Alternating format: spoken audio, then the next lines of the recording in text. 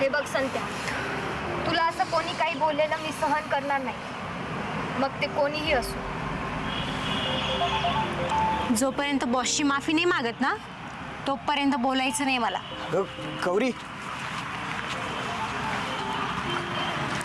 काय करू कसं करू मला काहीच समजेल. संत यार, नशीबच खराब आहे माझं. काही नशीब खराब नाही, तू बस वाहत जातोय तिच्या. अगं आम्ही पण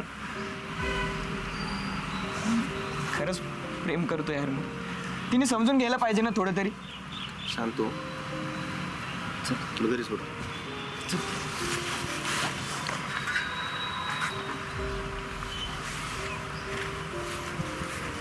अबे अरे